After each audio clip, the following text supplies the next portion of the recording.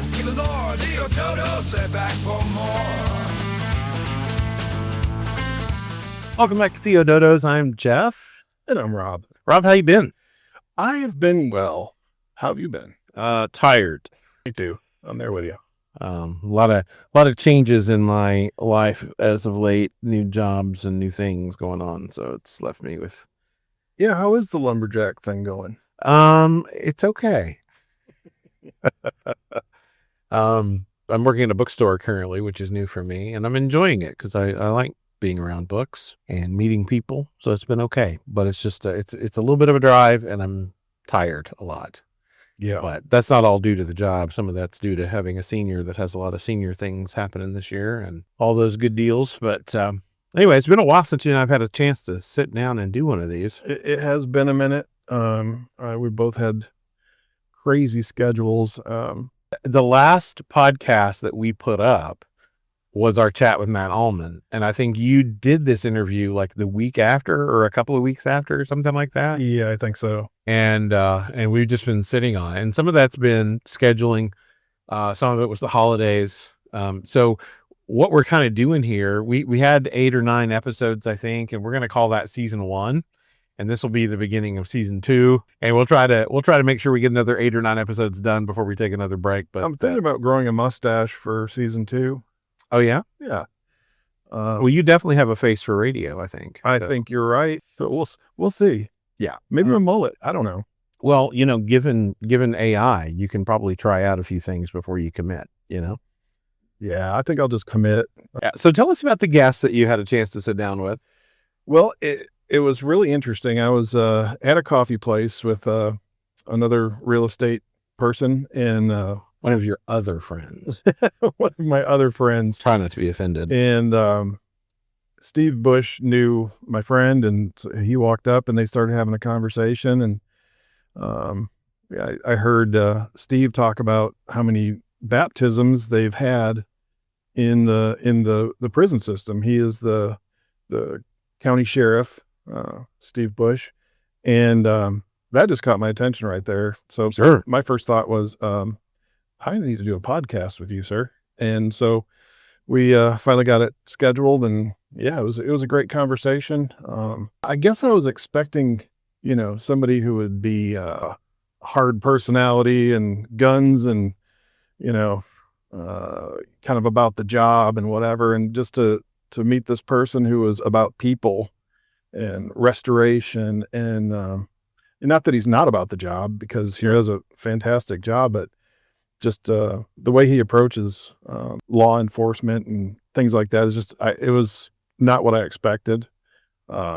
He cares about the people that work under him and developing people and, seeing people that do go in the system, into the jail system, trying to connect them with programs where they can improve their lives. They can, Right.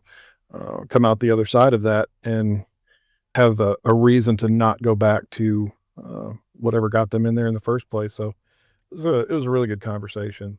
That's cool. Well, we're going to let you guys dive into that interview with Rob and Sheriff Bush, and then we will be back to discuss it briefly. But before we do that, before we jump into the interview, just a reminder to you that you can leave comments wherever you find this podcast, whether it's on the streaming service of your choice or whether it's on something like YouTube podcasts or whatever. We'd love to hear from you, and we'd love to get feedback from you. So leave comments and share this where you can. We're still trying to grow this thing, and we appreciate everyone who takes the time to listen. So we hope you'll do that and drop us a comment so that we know you're listening. All right.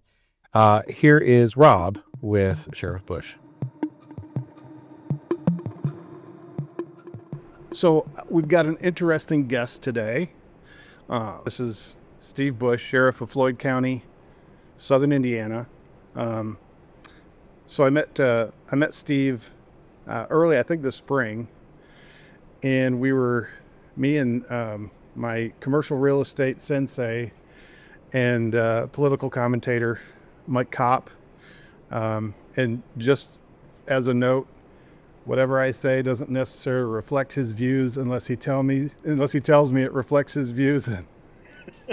But yeah, so you kind of walked up there and started talking to Mike, and I heard you talk about baptisms in the jail. And I was like, okay, I got to talk to this guy. That is interesting. So we're going to have a conversation today about a lot of different things. So this should be very interesting. As far as background, you went to Jeffersonville High. I did. Graduated in 1986. Okay. So we kind of grew up in what we call Parkwood Subdivision, which is behind the Green Tree Mall, but we went to Jeff High. Okay. So graduated there in 1986 and ran cross country and track while I was there, of course, and then went on to run cross country and track at Indiana State University.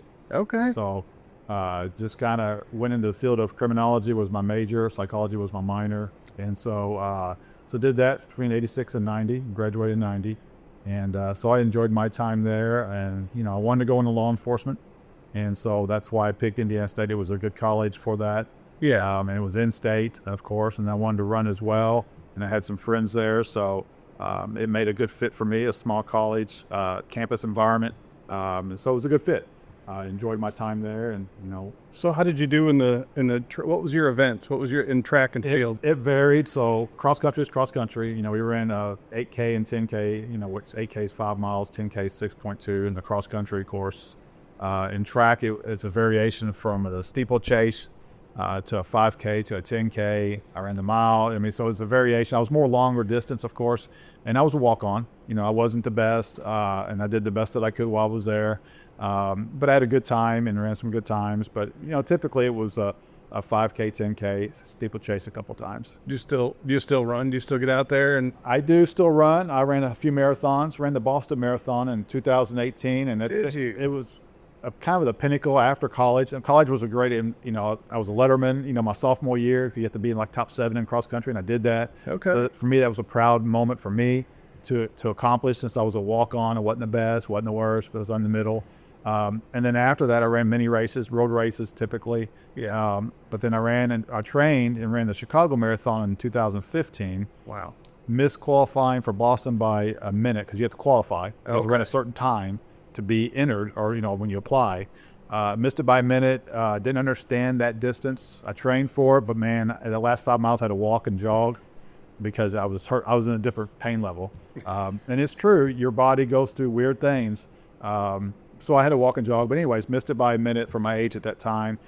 2 years later, in 2017, ran Louisville Marathon, and I qualified by like 20 minutes. So I really ran a good time there, and then I qualified for Boston, so I applied and got in.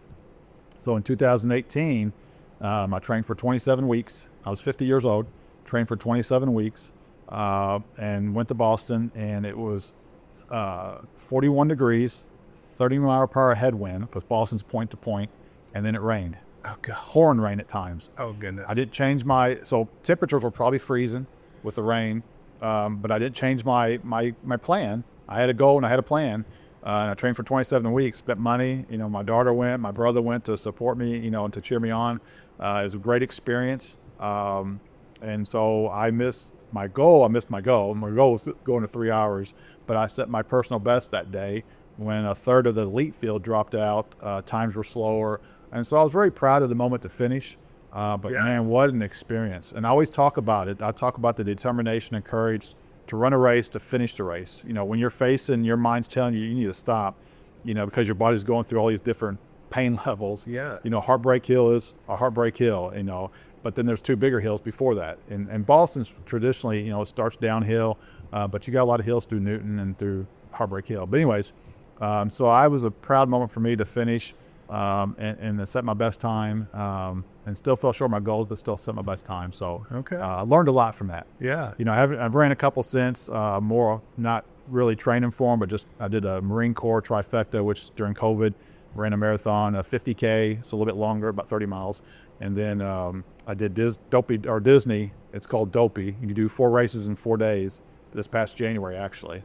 So right now, to your point, the long version, I'm running some, but I got some knee issues that my cartilages are really thinning out. I had meniscus surgery a couple years ago, and so I'm having some issues. So I'm not running as much. Yeah. But I'm still active in terms of what I do. Yeah. And I still enjoy it. There is a runner's high when you run and you feel good about what you do or whatever you accomplish, you know, because as you get older, you just got to change your goals. Yeah.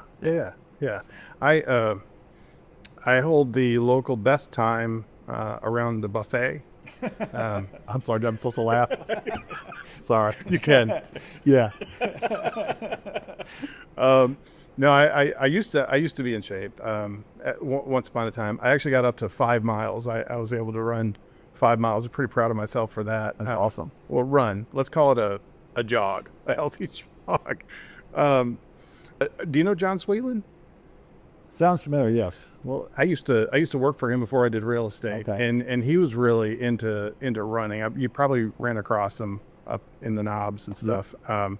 But he would work with homeschoolers and had a track team and all that. Did the cross country and stuff. So I was always jealous of Yes. people that could do that. And I did coach. Speaking of coaching, I did coach at the middle school, Highland Hills Middle Okay. School, for a few years. My kids were in school at that time. They didn't run, but they were in school at time. So to be active as a parent, you know, I said, hey, can I volunteer coach? And so I did that. So it was inspiring to coach the kids there at that level. You know, it's not like high school, a little bit longer season.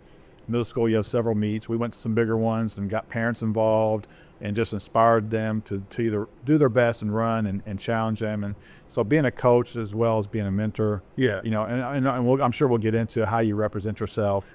Yeah. And different things like that. So there's no difference between that coaching and being a police officer in my mind too, as well. Okay. And Yeah. we'll dive into that, I'm sure. Yeah. Absolutely. But that was a fun time too, of just you're trying to mold a young runner, you know, into being the best they can be. Yeah. Especially in a short period of time. But it's rewarding. Yeah, absolutely. Builds character and knowing that you can push past pain and do things. Yeah, that's awesome. So Law Enforcement Academy, 1991?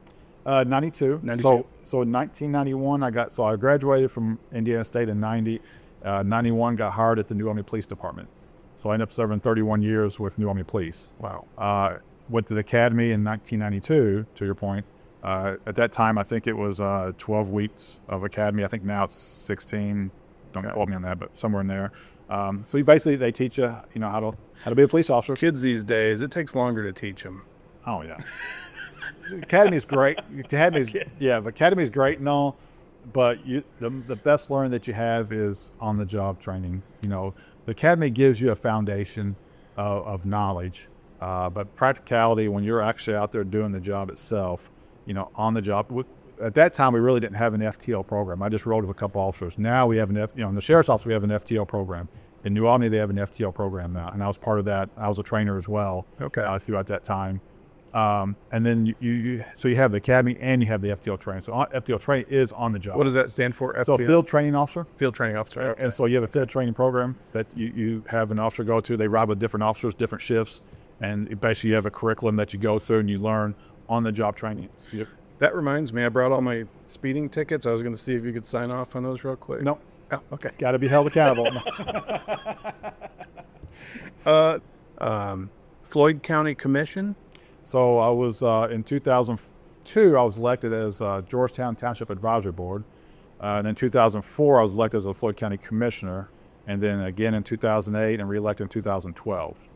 And so basically, the Floyd County Commissioner is the executive branch of the county. There's 3 of them, and then you're the executive branch of the county, just like a mayor of the city. You're the executive branch, and a lot of it's over planning and zoning.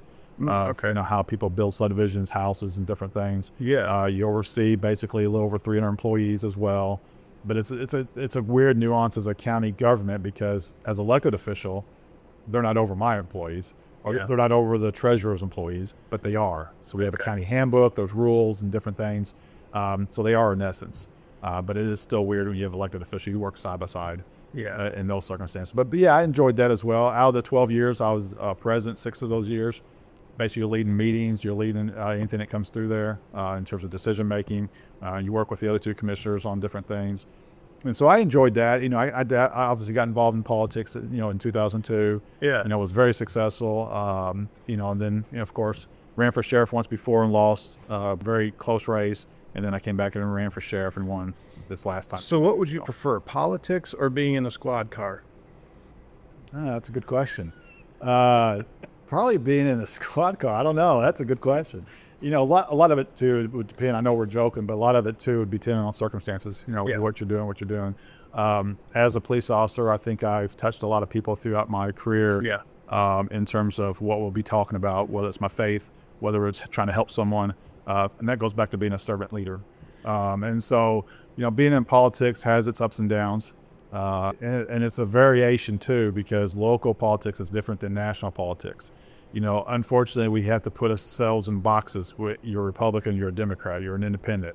So you have to identify with those instead of just running on who you are as a person. Right. And I think a lot of people get jaded about politics. Yeah. In terms of it's one extreme or the other, instead of why don't we just have the common goal for the common person. And, you know, as sheriff, I have to be political in terms of running for the office. Right. But it should be nowhere be near politics involved, even as a police officer, but shouldn't even be near it. But it's not. In my decision making as a patrol officer, when I was a supervisor, as sheriff, it's all, to me, I'm the same all around. As a husband, as a father, as a papa, Yeah. I'm the same all around. How many kids and grandkids do you have? So I have 2 kids and 3 grandkids. Okay. I've been married to my wife for 32 years. Awesome. Getting ready to be 33 next March. Yeah. And my kids are adults. My son will turn 29 next year. My daughter's 27. My daughter has 1 child, and my son has 2. Okay. And so I'm very blessed. Yeah. In terms of that, and you know, when I met my wife, and there could be another story in there for that, but when I met my wife, You arrested her for? nope, didn't arrest her. You know, and I'll get into it real quick, but Yeah. so before I get into that, but what she's telling me, she goes, if I'm going to date you, you're going to go to church. Okay. At that time, I was not in church. Grew up in the Baptist church when I was young. My father had passed away when I was 12. We kind of stopped going to church after that. And I don't think he was really involved in church at the young age, but I was involved. We went to a Baptist church on Black Snow Road, New Hope, and fell away, didn't go to church, went through high school, went through college, and then got hired on the police department. And I was kind of been contemplating I felt like there was something pulling at me that I wanted to be involved, or I need to get back involved in church. Well, at that same time, we got hired on. I was riding with a captain, Alan Schroeder is his name. A Christian guy, because so we were driving up to Scottsburg, Indiana, so about 30 minutes away, 25. We had lights on for whatever reason. About 25 minutes away, going to deal with a guy with a check deception case or something. So we're riding all the way up there, and all the way up, he's talking about the book of Genesis in the beginning. And I thought, okay, you know, it was interesting. Got up there, did our business, and all the way back, he talked about Revelations. Now, going up, we talked about Genesis, and on the way back, we talked about Revelations. Beginning and the end. And the beginning and the end. And I'm beginning my career as a law enforcement officer. And so it really hit home on the ride home talking about Revelations. Because it talked about, you know, in my mind, if I remember correctly, all that time ago, that I needed to be in church, I needed to be saved, I needed to do this because I didn't want to end up in hell. Yeah. I mean, in a small, simple version. Yeah. I did not want to go to hell. Right. And it's what stuck through my mind. And so a short time after that, I'm talking, when I say short, I can't remember if it was days or weeks, I met my wife. Okay. 5:05 in the afternoon. You know, I was working security at a store, Hess's, and she came in late, and all I just saw was the back of her because she was late running in. I said, "Hey, how you doing?" And she just turned her head, and that's all I saw. And so then I kind of stalked her after that and got her number. And she wrote on a deposit slip her name, her number, and now we were talking about, "Hey, I got hired on the police department. I got to get my own apartment. Do you do decorations?" "Oh yeah, how much do you charge?" She said 15%. She wrote all that on there, and I still got that to this day in my wallet. And so kind of cool, and that's when she said, you know, you need to be involved in church. So God has a purpose for us and has a reason where we need to be at whatever time that is. Sometimes you don't think that, right? You might go through some turmoil, you might go through the valleys, you know, that you just think, why am I here? But, you know, I felt the need that I needed to be back in church, and then he brought me to my wife. Yeah. And so we ended up getting married in 93. I played Jesus in 2 Easter plays in a row. You know, and all that. And Were you as good as Jonathan Rumi in The Chosen? no, not even close. I did wear a loincloth. I did have a fake beard. But Okay, I all didn't right. grow a beard, but that much. But so, and you know, came in on the donkey in the palm trees, and so in 2022, I got elected as sheriff, and so I campaigned for 3 years. Life has been so much better since then. I'm going to say it was because you got elected. Well, it's nice. I'll take it, but I'm not so sure on that. You know, I'm sure it's just God's hands. in what we're doing. But I get cut off much less by people with UK license plates since you've been elected. I don't know. I'm a UK fan. That's why. Oh, I'm sorry. Yeah, no. You I might meant, not. Funny moment. We can keep in there or cut out. Sure. Yeah. But so yeah, campaigned for 3 years and got elected in November of 2022. Started in January of 23. So Okay. right now I have a Chief Scott Evans and I have a Colonel Jeff Ferkins, who are the two in our kind of what we call our admin. And then we have 4 captains who are our command staff. We did some structural changes when we first came in because we really wanted to bring the jail and the police side all under one roof. Yeah. It was always kind of that way, but it was always separate, it seemed like. And so we did some structural change, and so we have more eyes on the operation. And when you're dealing with a population of, somewhere around 330 to 350, you have a lot of issues. A lot of our lawsuits are from the jail. You're housing 330 inmates, 330 personalities. People who are committing crimes. Mental illness. You have the whole ball and gamut of that. And so So it's not summer camp. no, but it is a small town. We have a medical office. Okay. We have a grocery store called Commissary. Ah, We have Holiday Inns. We have housing. okay. So we have a hotel. Yeah. And then we provide food and meals, of course, and so it's a small town. It really is. So what's the team dynamic like with the people that you work with? Are you guys you function as a tight team? Yes. Okay. So we typically, early on, obviously, it's been 2.5 years that I'm in, which time's flying, but there for a while we were meeting almost daily because we're all in the same area. And so everybody has their functions of what they do. As the sheriff, I'm ultimately responsible.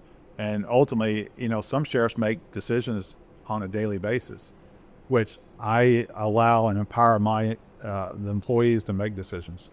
They don't have to check with me. They make decisions on whatever their area they're in. Okay. But we usually meet and come together, if nothing else, once a week. So we're always talking, we're always conversing, and we're always planning. My job as sheriff is to be the visionary. My job is to oversee the operation as a whole, and then we empower employees to make decisions from top to bottom. Everybody has a role where they're at. It's like a pieces of the puzzle. Everybody has a piece of that puzzle, and their responsibility. I know that's critical to have a team that functions well together. We have communicates. Yep. Yeah. We have a great team, and then we have, we basically have 3 divisions. Well, technically 4 divisions. We have a police unit, of course. We have police officers, and we have a dispatch, and then we have correctional officers, and then we have several civilian employees, and so they all function as one. The police officers do a great job dealing with the public and handling and be very professional in what they do. And when something I've happens, had very few encounters with police because I'm usually going so fast they can't catch me. Right. No, I'm kidding. But the times that I have met officers, it's been a fantastic exchange. Yes. I mean, very professional, and that's not Very. because of me. That's because they're a very professional group. They understand the assignment. They understand what they need to do. They held their hand up and said, I'm going to protect this community. I'm going to serve this community. And they do that. That's their mission. and it seems like they like what they do. I mean, I can tell, just from the way they carry themselves. It's like they respect Yep. themselves, the community, the job, and it's just like these are good men. Yeah. And we have women as well. And Sorry, that's okay. good mankind. Yes. My role is to provide the best that I can, the necessary tools, whether it's equipment or whether it's pay and benefits that I advocate and fight for them. Same thing for the correctional staff and the dispatchers. So we have a functioning agency. We have about 148 employees. We're going through budget process now, and our budget will be around 13 million or so. And so, it's a big operation to run. Oh yeah. And I'm ultimately responsible. But that's why it's important as a good leader to empower your employees to be able to make decisions. They're not afraid to make decisions. Yeah. And if something happens, we come back and talk about it. Or they know the vision of what we want to do. We want to accomplish this. We'll get into talking about the jail. We have a Change While Incarcerated program team. And it's a team of 4 employees designated for programs only. We have a transitional coordinator. We have a medical therapist through our medical contract. We have a contract for our medical. But she's a therapist. Sure, all that's part of the budget. Everything that you Everything's guys part of the budget. are trying to. Yeah, we have a programs facilitator, and then we have a liaison to the courts. So they work together as what we call a Change While Incarcerated team. So we have programs, many programs out there, and a lot of it deals with mental illness and addiction, anger issues, evidence-based stuff. We just graduated 2 inmates yesterday for adult learning program. So that's the first time in my 2.5 years. They were able, we've been working on it, finally we graduated 2 people. So basically got their level, GED level. Yeah. And so, what we call it is planting seeds and changing lives. We have an RE. I want to get into that. I'm jumping. I want to get into that in a little bit. Go ask you a question. So let me change things up a little bit. We have a segment that we like to do called Cultural Octagon. Tacos or burritos, summer or fall, bugs or Daffy. It's time for Cultural Octagon. This is warm-up questions. Now, there's no right or wrong answer, but I'll let you know if you answer wrong. So these are just warm-up questions. Texas Roadhouse versus Outback for a steak. Oh, man. That's a tough one because we go to both. I have to say Texas Roadhouse. Okay. All right. That's one wrong. Not kidding. Well, you must not like the rolls and the cinnamon butter. Oh, yeah. Well, just for the steak. Now, when you throw in all the other stuff, it's Well, then steak, I might have to go to Outback. Let's get good steak. But I'm going to stick with Texas Roadhouse since I said that. Okay. All right. Cluckers versus Roosters for wings. Oh, for wings? I don't really. Let's go Roosters. Okay. Yeah. Correct. General Lee versus Smokey and the Bandit, the 78 Trans. Oh, Smoking the Bandit. Okay. Got All to. right. All right. Caitlin Clark in the General Lee versus Brittany Griner in the Trans Am. Oh, I have to look Hayden Clark. All right. You're pretty much 4 for 4. There's no wrong answer. All right. This counts. This is for the gold. So in the woods, out in the wild, Hoosiers versus Wildcat. Wildcat. Okay. Well, I'll let you go. Remember, I'll let you go on there's that. no wrong answer here. No. There is, but there isn't. So now you're It's vague. backtracking. It's vague. It's vague. Let's see. What do you got? NCIS versus Blue Bloods. I like to go Blue Bloods. I don't watch either one, but Blue Bloods. Okay. So you've seen bits and pieces. I've seen All right. pieces. All right. That's fair. And I don't know I know you guys drive Durangos. Yes. I don't know if you've ever driven the Tahoes. I have a Tahoe. Okay. Yep. Well, Durango versus Tahoe. Let's go with Tahoe. Okay. Yeah. That's Funny story. We were actually looking at, because there were some issues with Durangos, not to get into it, but there were some issues with Durangos and did not continue the police package. So we were looking at Tahoes. A little more expensive, but a little bit bigger of a car. Yeah. But it's a nice ride in terms of comfort and room. Because a lot of times officers, when they have gun belts on, you want a roomy car. Yeah. We used to have patrol cars. Before I was sheriff, they went to Durangos. And so that's a nice SUV is helpful because they have a lot of equipment as well. So what's up with the back seat in police vehicles? There's no room back there. There's not. Is The moral that of on the story purpose? is don't get arrested. No, it's not on purpose. Typically, if you have a cage, it takes away some room. Okay. Yeah. Yeah, I was in an accident one time years and years and years ago. And so I sat in the back of this police car and, tasted my knees and ripped my pants. I'm like, wow. Well, when you put a cage in, it takes away from room from an actual normal. So I didn't have a cage when I was patrolling. Okay. Go on me. I'd always put them in the front seat. Oh, really? Yeah. And so some cars had cages, but I never really had one. And so, a lot of it, you want to keep people safe because you can't put someone's arrested in the back of a car with no cage because then they could get to you.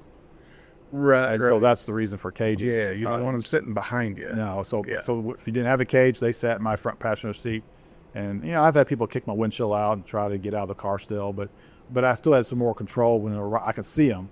So you deal with the best of people. Oh yeah, That's got to be a challenge. Okay, so 9mm versus 45 ACP. 45. Okay. You just made half the world mad. I don't think I've shot a 45. Really? I'm not a big gun person. Are you not? Okay. No, never have. I've shot that. We've had the 9mm. We got Glocks now. I like Glocks better. So if you would have said Glock, I would have said Glock. Okay. But 45. Yeah. I'm not a big gun person. So Okay. All right. there's That's interesting. my lack of knowledge of it as well. Okay. Well, I qualified. I could shoot it if I need to. yeah. In my whole 30 plus years, I pulled my gun out a few times. I've been blessed and fortunate I didn't have to shoot anybody. Yeah. I pulled it out a few times, of course, and clearing, buildings and stuff. But, You know, the Glock is a nice fit gun, Oh, yeah. personally. All right. Chips versus Starsky and Hutch. I don't know if you go back far enough for. I do. Okay. Starsky and Hutch. Really? Okay. That is. I've really never got into chips. It's all right for motorcycles. Yeah, motorcycle. Yeah, and here in L.A. or California. My grandfather would agree with you. Starsky and Hutch. New Hawaii 5.0 versus old Hawaii 5.0. Probably old. Okay. Yeah. All right. Classics. Yeah, classic. All right. I'm an 80s guy. The best generation there is. Yeah. Okay. Yeah. Come on. I'm with you on that. So you won. So the prize is we got you some gummy bears. Now I know you guys aren't allowed to take tips and all that kind of stuff. So we're just going to say you confiscated that. Take that. All right. Yeah. Now I'm not going to be able to talk about how they do on their commercial. You know, they talk about the squeaky voice. Oh yeah. The football players. Yeah. I love those. All right. Let's get back into some more serious stuff here. So your interest in law enforcement, did that start when you were young? No, not really. Again, my father passed away when I was 12, so I didn't have those later years with my father for any guidance, you know, so I got all that early on. You know, I really didn't have a passion for one thing or another at the time. So going through high school, when I was a senior, I started looking at, okay, what am I going to do for life? You know, what's going to be my profession? And really what drew me to law enforcement was that I wanted to be able to work someplace, not in an office environment, but outdoors, but something that's going to be different day to day. Yeah. And so all my research or what I was looking at, I thought law enforcement would be that. I really didn't have in my mindset early on that being a substitute leader at that time came later. So I really wanted to do something that was different day to day. Okay. And that's what kind of got me started of going the path that I did. All right. So it's nothing dramatic, nothing major. Do you agree with your decision from your younger self? Yes. Okay. Yeah. I mean, because that path and that journey got me to be with my wife, to have our kids, our grandkids, a successful, in my opinion, a successful career. Yeah. In terms of, and again, we're going to dive into more, but helping others, being able to be a rock for others, to be a voice for others. You know, I put people in jail a lot my first several years, throughout my career, but really the first, 5, 7 years, 10 years. And then as a detective for, 10 plus years of solving cases, finding the bad guys, having closure for families on the murder cases that I worked. A lot of fulfillment. So I wouldn't regret what I've done. Has it been hard and challenging? Absolutely. Sure. Did we make a lot of money? No, we didn't. But what is that? And we could dive into it. What is a lot of money? Just like in the video you sent me, they gave up everything to go a different course in life. Yeah. When my first child was born, my son, my wife was working full time, and we decided for her not to work anymore, so she could be home with our children.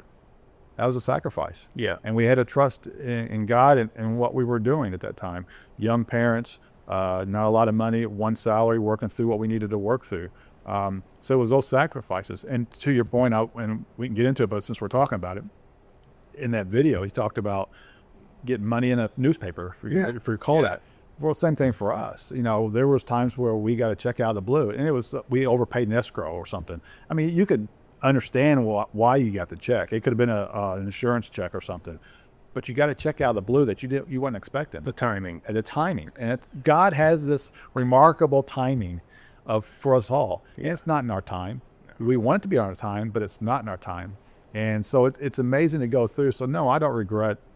I've always regretted some decisions throughout life, right? We all have, Right. to a certain point. But as far as a career choice, it's been a good path. That fits you well. Yeah. So, Yeah. And it goes back to personalities. I want to do something different day to day was my original thought. And then it just morphed into more. Then I'd become a sheriff, morphed into even a step further. At my age, at 57, there's things I'm still learning, and there's things that we're still able to accomplish. 57? Mm-hmm. I wouldn't have guessed that. Yep, 57. Okay. I guess I should have put it together. Education, 80s. years. Yeah. Yeah. That's all right. Okay. All right. So, yeah. So, no, I wouldn't. It's the running. That's what it is. Yeah. I've been told I'm crazy, but I've heard that a few times. Well, you got to be sheriff. I mean, come on. That too, but yeah, I'm talking about the running. But Oh yeah, that too. Goodness, yeah. Well, if nothing's chasing you, why? exactly right. Why put all those miles in? But well, and I think law enforcement has changed over the years as well. Yeah. I mean, if you talk about over a 3-decade career, I mean, things have changed. The market has seen a lot change. And there's things I wish I could have unseen. But even now, as my role in sheriff, I didn't really know what to expect. But at the same time, I knew what I wanted. I wanted to go for it, and we did. Again, I put 3 years into investing into running for sheriff. 3 years. People said, you were going too early, you're doing this too early. It's like everything else. No one's going to outwork me.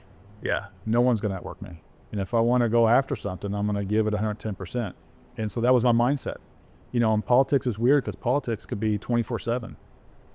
Me sitting to you right now, walking out in the hallway, I could talk to somebody, and that could be one person I could talk. It could be a potential vote or something, just as an example. Right. So there's always something you can do because you're basically marketing yourself. Yeah. This is what I'm going to do, or this is what I've done. This is what I'm going to do, whatever the case may be for whatever office it is, from the president on down. You campaign on what you're going to do.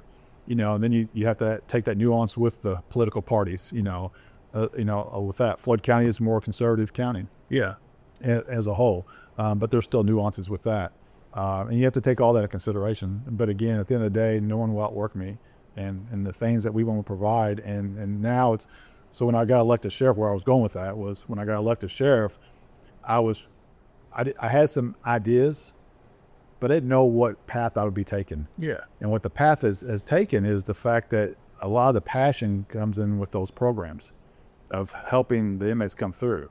I don't want to ignore the dispatchers or employees, the police or whoever, but because you have to have an eclectic view of that. You have to do something in each one of those, right? Meaning providing the tools necessary for them to do their job, developing those relationships within the agency. Technically I came from the outside. I wasn't a sheriff's office employee. Now I worked with the sheriff's office. I was on a Metro SWAT team years ago. As a commissioner, I helped during bargaining time and get better pay and benefits. I was a supporter of that. So there's areas I worked with the sheriff's office, but I'm from the outside. Yeah. And that's a nuance in itself of I had to take time. It took a good year at least so people to understand who I was. Because one of the things that I learned as sheriff is what I have on my collar means something. I have the sheriff's star. I am the sheriff. Yeah. That means a lot to people. And they treat me different because of that, because of position. Right. They had to get to know who I was as Steve Bush, and you have to balance it. There's respect comes with the position, and I agree. No matter who's the president, if I came across them, I would respect them, no matter who it is, no matter what political party. Respect because it's the office. Same thing goes for sheriff. It's the office, and so when I'm down talking to people, I go down in jail 2, 3, 4 times a week. I talk to police, when I can see them in different shifts and the dispatchers. I want them to know me. Let's respect the position. I get it, but let's get to know me. And so it took a good year, my first year, pretty much to just keep developing. Saying hi to people. How you doing? How's your building family? relationship. You're building relationships, and that's really what it's about. With someone's faith, you're building a relationship with God. And that carries so much weight in terms of if people would just see that. And we provide that within the jail, and it's all volunteer, because you gotta kind of watch. You have to respect people's religious beliefs or views. And we do that. Everything's volunteer. We don't reward people or discipline people through food, so we have what we call Residence Encounter Christ. It's an event. It's a 3-day retreat. I could be jumping the gun here. No, you're fine. Go ahead. You got me rolling, so Yeah. you get what you get, and you can Let edit you cook. it. But we have an REC event called Residence Encounter Christ, and so basically it's a Friday to Sunday event. A Emmaus group comes in, and then they mentor them. And so, in my first, Is it just curiosity? Is it off of Blackston Mill, that church back in there? I know they have an Emmaus. Yeah, no, it's different people from different. Yeah. Okay. Yeah. So that's the way I understand it. And so, because when I first came in, I didn't know what to expect. They did this, and I thought, okay, that's pretty cool. We're going to continue it, of course, and we'll see how it goes. So I went down there, of course, and it was interesting. My first 2 years, we baptized 58 inmates. Wow. Now we had it this year, and we haven't did the baptisms yet, but I think we have another 20 probably. But Okay. and I didn't have again, going back to point becoming sheriff, I'm going to get into that, but I didn't have a plan of what it just morphed into it organically. And that's the best way, is organically just morphing in. And I went and talked to the employee or the volunteers, gave a little speech, and then I talked to the inmates. And that first year, I recognized a lot of people that came in there, a lot of the men. And some of the women, but more of the men. Oh, actually, out of both, I probably arrested 3/4 of them. Oh, wow. So that's an interesting concept. And I didn't plan on anything. I didn't prepare anything. I just spoke from the heart. And then this last year, I did the same thing. And I got goosebumps when I was talking. I got a little inspired myself because I was talking about that there's a painting in the Louvre in Paris, France called Checkmate. The devil's on one side and a young man's on the other side. They're playing chess, and the young man looks like he's in despair. And the devil's laughing because he's going to win. So there was a tour come through of world champion people. Yes. And in that was a world champion chess player. So they looked at the painting and all that, and they moseyed on, and this guy stayed back and started studying it. So the tour guide came back, and I'm not sure if I'm doing it justice. There was a preacher that did this really well. They came back and said, "What are you doing? We're moving on." He said, "Well, I'm a world chess champion, and I'm looking at this painting, and they're going to either have to change the name or change the chessboard." He goes, "Well, why is that?" He goes, "Well, I'm a world chess champion, and they got to change it because the king has one more move." And it was so inspiring when you talk about the king has one more move. He has one more move over your finances, your marriage, your addiction. And I was telling the inmates this, and I'm getting goosebumps again, because I start talking about it, and I even took a step further. And I didn't even look at my notes. I had prepared some notes because I wanted to make sure that is kind of the message I wanted to get across. And I'm not the greatest of message deliverers, but God spoke through me. Because then I started talking about the fact that the king has one more move. You don't have to identify you in this jail right now. And I said, God has a plan for you, and it's not sitting in this jail, but you got to make some decisions. God sent his son to die on the cross for your sins, for you, that you're forgiven. But you got to be willing to have a seat at the table and to listen. Anyways, and man, it was some of the inmates were like, "Man, I needed to hear that." And it was a powerful message, and I didn't plan on it. My point of all that is I didn't plan on that. And so it gives me the opportunity to address guys and gals who are in jail that are going through they're in the valley. Yeah. And some won't get out. That's just the way it is. But a lot want to. They got the addiction or the mental illness that's overpowering them, but they got family and friends that once they get out, they go back in the environment. So our Change While Incarcerated team, the REC event, has been a powerful tool in how we help people. Yeah. And for me, coming as sheriff, I didn't know I was going to do all that.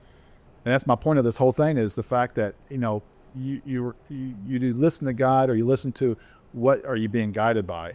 And so it's very powerful, and I get people that come up to me that I've arrested years ago and say, "You changed my life," with just whatever words it was. And I have a few of those examples of just changing lives. And that's what we talk about, is planting seeds and changing lives. And we're supposed to be disciples of men as Christians.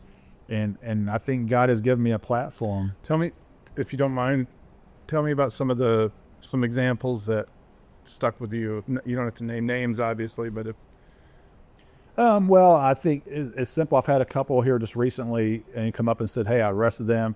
In the ride to the jail, you had talked to me, and you just basically gave me a message of hope. You gave me a message of trying to help and change my life." And some of those have changed lives, and I've heard a couple of those stories. Nothing earth-shattering. So you've arrested them. They're in the back of the car. And going to jail, and I'm just talking to them like a human. Or I could be on the street, and maybe I wasn't arresting them. Maybe I gave them a break. Maybe I didn't have to arrest them, and I had that choice. Sometimes as police, we have discretion. Certain crimes we don't, of course. But certain areas we have choices. And you could be at 3:00 in the morning and have the ability to arrest somebody, and you might, you might have the decision that you don't have to. And maybe you can encourage someone to change, and a lot of times it happens. And sometimes it just takes years. We have people that probably get baptized in the jail that get out, that reoffend and come back. And so you have those stories. You have the stories of just showing grace to people. And that's what it's about, is those things. Do you get what's the vibe? Times they're changing, politically, like we were talking about, things are getting polarized and hostile. Yep. I mean, if you're on any kind of, internet, where people are going back and forth, Twitter, whatever. I mean, people aren't giving people a lot of grace. And I know that some of the public opinion around some of the bigger cities, especially in the country, which this is a, medium-sized city here, Louisville Metro, Kentuckiana, whatever we want to call it. It's not a small place. So I'm just wondering, like, have you seen things changed over 30 years where people used to look at the police differently, maybe in a better light? Are you seeing some of that strange kickback we're getting now? Yeah, it's changed over the years in terms of, and the simple side of it is the lack of respect for authority. It could be the police. It could be really anything. Teachers. It could be in a grocery store where they just feel like they can disrespect anybody. Some of these issues, some of them are mental illness. Some of them are lack of parenting. Some of them are societal, meaning that the society's directing whoever it is. Some of it is the polarizing of politics of when people listen to whatever presidency. It could go back to Obama. It could go back to Biden or Trump. But I think even now it's more polarizing than before. And so in these bigger cities, you're seeing a lack of disrespect for it's a lack of respect for the police. That you stop someone in a car. Well, I don't give you my ID. Well, yeah, you do, because in the end result you're going to go to jail. And if you think you've been wrong, then there's a way to go about that. And so, it's really, and I don't want to get into necessarily, there's politics, there's race issues, there's cultural issues, and there's a whole gamut of stuff. So it's not just a simple one thing. It is not one thing, because you go back to, and we can discuss it briefly, you have immigration issues, you have race issues that not so long ago there was problems. Yeah. There's definitely problems. We go back to slavery days. Yeah. Definite problems. Has it gotten better? I would assume so. I'm not a black person, so I can't walk in those shoes. Right. And so there's different things that you have, and it boils down, we should respect and love one another. And then it goes back to as simple as that. And it doesn't matter the color of your skin, and it doesn't matter where you come from, if you're rich or poor, everybody should be treated equally and fairly. So if we kick God out of the culture, I think that makes it, the water kind of gets muddy as to why I should do anything. Potentially. Yeah. Why I ought to treat people with respect, why I ought to care about anybody else but myself. Well, I think if you go back to even probably, and I'm just spitballing on top of my head, you go back just say 20, 30 years ago, go back to the 60s. There was issues back then. Yeah. Right, you had Vietnam Wars, you had people protesting big time of stuff like that. But you also have, it seemed like the family structure was there more. Mm. And I don't know if, I don't have statistics in front of me to justify what I'm saying, so I guess I shouldn't say it, but it seemed like there wasn't as many divorces. It seems like there wasn't single parents. And there's some good single parents that raised their family well. So I don't want to generalize too much, but it seems like there are a lot of more broken families. It seems like there's more polarizing issues along of how we make our money. Things cost more, and different things like that. So that puts a lot of pressure. Finances put a lot of pressure out. Yeah. And so you have all these issues that you deal with on a daily basis. Yeah. But it gets back to law enforcement is the fine line of tyranny. You got to have a structure in place. That's why we have laws in place. I love that you guys do what you do. Right. I mean, I kind of live out in the country a little bit, and I've had a couple times where, 2:00 in the morning, somebody walks up to my house, and I mean, if you're living on the city street, maybe that happens more often, but when you're out in the country, somebody walks up to your house, It's like, your mind just kind of goes wild with, oh no, is there more than one? Is somebody at the back door? Is this, what's going on here? So being able to pick up the phone and call 911 and hear somebody say, okay, we got somebody coming out there, and you don't have to handle that by yourself. Right. Like in accidents and everything else, when somebody is, in stuck in their car or whatever, just to know that you guys are there responding is such a comfort, I think. And I can't understand people that don't get that. Well, it's always polarizing when you have a bad apple. Yeah. So you do see videos where police are not doing the best they can be doing, or there's people that are doing wrong. Yeah. And whether it's the power position, so because they have a badge and a gun, they can do what they feel like they can do what they want. I mean, I see it all the time. It breaks my heart to see another police officer smack someone that's in handcuffs. Yeah. Stuff like that. Yeah. And you have shootings. And you have different things that we've seen over the years. some of those things though are just more polarizing. If people really understood what was being done or lack thereof, either way, it's not always an officer's bad at, decision making or anything like that. Sometimes it's because the person dictated what was going to happen. Yeah. And the results were because of their actions. Yeah. But again, you go back to everything gets polarized. And then the media likes to cut out the parts where somebody else was escalating it and police are having to respond. So all you see is the police response. Well, we're getting ready to go to body cams next year. Are you? Okay. Yeah. We're the last agency in this area doing it. So we're trying to work that through our budget. Yeah. And so I always caution people with body cams is you get a snippet. Right. Because you're not there, you're not seeing, smelling, hearing things that are going on that you can't with a stripped body cam video. Now, will it help? Absolutely. You probably walk through 500 cameras a day. Yeah. And not even know it, from Ring cameras to just regular cameras or whatever. So to me, it doesn't. I'm okay with it. It's fine because you see cameras all day, and I'm not out to beat people for no reason. I mean, so I'm not. It doesn't concern me as much. Well, I don't know. When I said that about UK, you looked like you wanted to take me out. Oh, I wanted to throw punch you. Well, no doubt. If we're in the woods and you're yeah. I'm just kidding. Disclaimer here. I'm just kidding. No, yeah. So, anyways. Okay. Well, let me move on here a little bit. So what would you say is your most important guiding principle? What is that lighthouse that informs you that you're doing well or that you're headed for rocks? Like through your life, what's been your guiding principle? I think it really goes back to my need to serve others, or please others. And that could be good or bad. That could be a hindrance, depending on, especially in my job, whether it's sheriff or whether it's being a police officer, just use the general terms. But I always have this need to want to please others, Okay. and serve others at the same time. So it's kind of both. So. Yeah. That's virtuous, I think. I mean, if it's better than the other way of, somebody that just wants to please themselves and not serve others. So.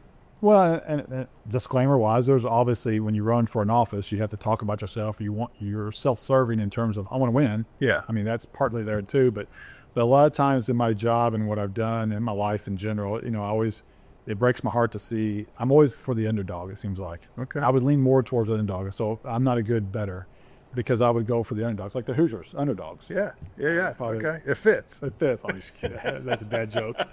But no, in my life, that's kind of where I'm at. I don't like to see people hurt and through pains. Yeah. Same thing for animals. I mean, I even related to that. We've had to put several of our animals down. They're family. That's hard. It's very hard. Yeah. But yeah, so that's kind of where I'm at. Okay. Awesome. So faith, we've already been kind of talking about that, but is there a way to connect your faith with everything that you're doing? How do you, as a Christian, does it translate directly into being able to do what you need to do as a law enforcement officer? Or are there times when you're not relying on a biblical worldview of something, you're just going by training or policy or whatever, where you're kind of like, I'm doing what I'm doing because I have to do it? Does it all line up, or do you wrestle with some of the parts of the job that challenge? Is there parts of the job that I would say all of us have something in our jobs, like for me doing real estate. There's some things in real estate where I'm challenged in my faith to respond right to people and not look at them as money and not be slippery sales guy. Sometimes if I'm showing a house or something and I see something that looks like, if this was my mom, would I point that out? So how does that work with law enforcement in your faith? Adam and Eve. Garden. In the garden. Free will. And so I point that out in jest, but at the same time, it's the truth. Is in law enforcement, and I was asked to speak before a church one time, and I'm going to digress a little bit, in front of it was like 200 people in church, and it was off here in Albany. So they asked me that same question: how does faith work with law enforcement? And I was at church camp at the time, and I had time, so I was writing down a speech, and I thought I was doing good, and I was going to talk about the woman at the well with Jesus. And that was always, I always remember back that, and I ripped up my notes when I was talking, because I got up there and I just started talking, as you can probably tell, I kind of talk, but Yeah. man, I was just inspiring. I was, again, that one of those moments where I was training a guy, and he's a pastor now this day, but he was laughing at me because I was all nervous and all this. And so I went in and just knocked it out of the park, in my opinion, and challenged him and said, you got to go out and do this. Be the woman at the well, or be Jesus, because you're going to run across someone at McDonald's. Sit down and have a conversation about God, or sit down just to have a conversation. Either way. And so I use that in terms of, yes, it's a wrestle. It's a balance, but it's also a wrestle because, a lot of times people need to be held accountable. They go out here and victimize people, whether it's through beating someone up, whether it's killing someone, whether it's stealing from them, or all this things, whatever. You can pick the crime. Yeah. And people need to be held accountable. There's also, again, I go back to the word grace in the fact of I've locked many people up. But at the same time, I've shown grace. Have I faltered and yelled at people and all that? Oh, absolutely. It's part of the emotions. It's part of what we have to deal with on a split second, whatever the case. Someone might try to run from me. I take running from me personal. That's a whole different subject. I bet a lot of people don't get away. I had one car that I turned around on. I saw a guy in the car, or for whatever reason, I was going to stop the car. I can't remember exactly. And when I turned around, the car door opened, the passenger door opened, and then it closed. And they pulled over and stopped. I ended up arresting that guy for a warrant. And I think that's probably why I stopped the car. I saw who was in the car. And so I had him handcuffed and all that. And I said, so let me ask you a question. I saw the door open and close. Why didn't you just run? By the time I got turned around, you could have made it between the houses and probably got away. He said, I saw it was you, and I knew I could outrun you. So my reputation was building over time, right? And so, my faith is who I am. Ultimately, to answer your question, it's who I am. It doesn't change no matter what circle I'm in. Right. By myself, behind the scenes, out in front in a meeting, out in the public, arresting someone, not arresting. My faith has guided me. And I have a few people that are maybe atheists that say, you can't, violation of church and state, or your faith can't be involved. No, my faith is always involved because it's with me. It's who I am. It's the fabric of who I am. Now, I'm not here taking a Bible and thumping it on the corner in my uniform or something. But if I have an opportunity to talk to somebody and say, look, you need to change your ways. Maybe you should get involved in church, or maybe God is your answer. Here's a scripture. And I don't know the Bible like I should. I know enough, and I've read enough, and I've been obviously involved in church and everything else, and I know enough. But I don't put it on people. If they don't want to talk, I don't talk about it. I was just thinking a large King James Bible could be an alternative to pepper spray or something. I mean, it just depends on circumstances. Got to go home safe, though. Yes. I don't know. I don't know, but yeah. Less than lethal. Yes. Throw it at them. There you go. But the faith is just, I like that. It's just who you are. It's who I am, and it just doesn't change. So It has to be. It can't be something where you switch in and out of. It's got to be. you can't be a chameleon. Yeah. And people know that I'm a man of faith, that I practice that, and that I told you the story probably I think before the camera was rolling, is the fact I'm in roll call with other colleagues that will cuss. Yeah. Because I usually don't cuss. Now I'm sure I've slipped, but I usually don't cuss, and they say, well, I'm sorry. So they want to respect me Yeah. in terms of they know where I'm at with that. Right. It's just a balance. Okay. Because it's hard to see people go through turmoil and pain and being traumatized, Yeah. whatever the circumstance. It could be the worst case scenario of losing a child. It could be the pain of losing a loved one, whatever the nuance is there. And then people committing crimes, and then holding that guy who just victimized those people and showing that person grace. So it's a balance. It's got to be exhausting. Mentally, it can be. It would take special people to do what you guys do and not get jaded and not get calloused. If you're in it for the right reasons. Yeah. Okay. And there's some that are not, Yeah. right? There's some that are not. It's just part of the profession. Yeah. But majority of people are. They want to help others. And they don't have to be a person of faith necessarily. But a lot of people that I've, in my walks, are to whatever level. But it's all about, what are the principles when Jesus walked this earth of showing love to others and showing that grace. Someone touched his cloak walking through the town. Who touched me? I remember a part of the movie. And showed that person grace. Or cast the first stone if you have sinned before me. Stuff like that. So, there's a lot of areas that involve the faith and law enforcement. So Yeah. it's really no better, but I have a platform. I have the ability to get to where people are needing help. Yeah. And then you just offer a few words of encouragement. That goes a long way. It does. Especially when you're the one doing the arresting. You know, I mean, that's got to be hard, but if you think that person is despising you and looking down on you, but then that person turns around and shows you that grace, it's like, that means something. Fast forward 20 years of my stories to you, of someone coming up to me and saying, you helped me and changed my life, whatever turning point that was. Our program's facilitator, former addict, former prostitute, been clean for like 16 plus years. And when I hired her in when I came in, because we needed somebody, and she laughed when she saw me. She goes, "You don't remember me, do you?" And I was like, "No, you stopped me in a car a few times during my addiction time." Wow. And, you know, she had a few choice words, called me some names, but we laugh about it.